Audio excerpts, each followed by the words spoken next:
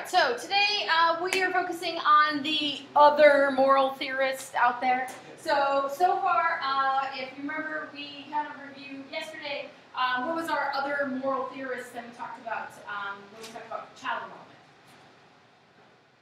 What was the guy's name?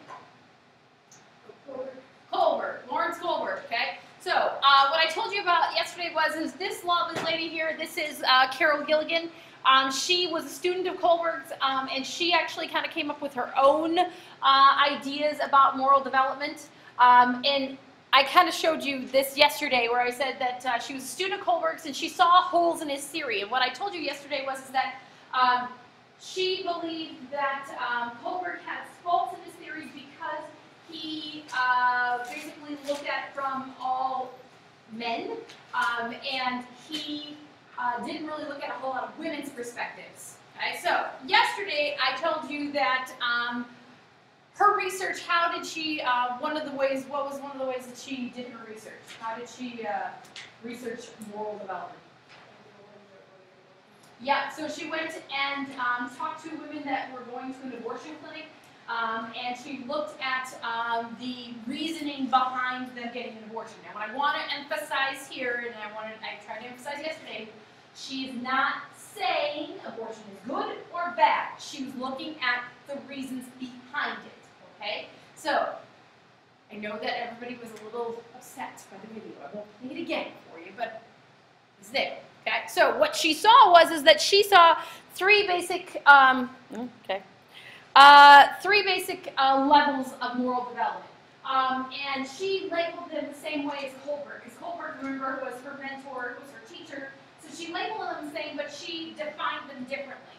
So Kohlberg said, or Kohlberg was talking about pre-conventional, and remember, does anybody remember what pre-conventional was to Kohlberg? What was his explanation of that?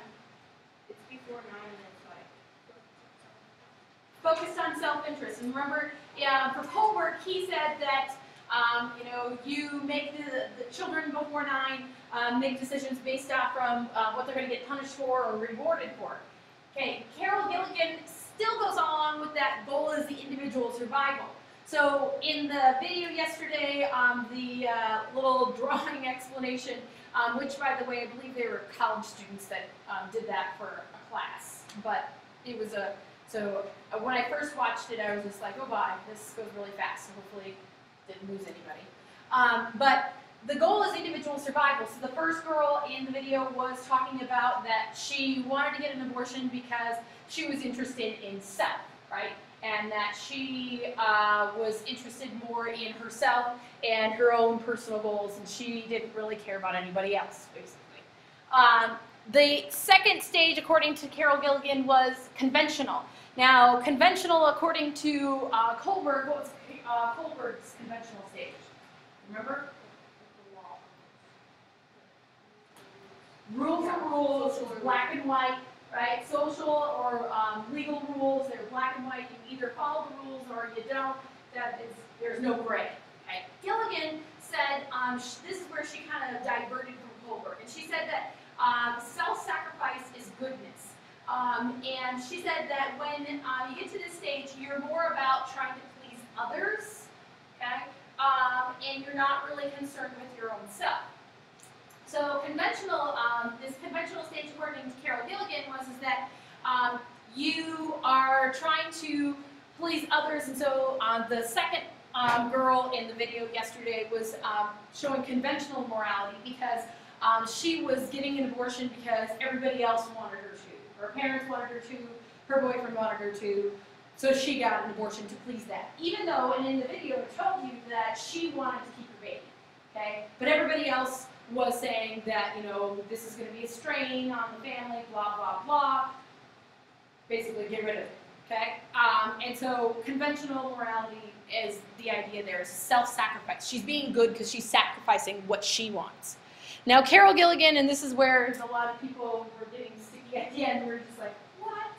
Okay, Carol Gilligan said that the third stage is that post-conventional is you do not tell hurt yourself or others. Now, I know that a lot of you had a hard time with the last example, particularly in the video yesterday, because it was the girl that said that she looked at what everybody else wanted and what she wanted, and she still decided to go with you forward with the abortion. And a lot of you will argue that, okay, you do not hurt yourself or others. Well, other is also including a baby. So you could argue whether or not their last example is in post-conventional morality. But I wanted to make sure you understand that the way Carol Gilligan explained it, and remember that the video was some psychology students, college psychology students explaining Carol Gilligan's theory, okay? Gilligan's theory is that post-conventional, the last stage is where you do not hurt yourself or others. And so it takes into account not only what you want, but what other people want, and you make a moral decision based off of that, okay? So, keep in mind that some of this is similar to Kohlberg and some of it is not.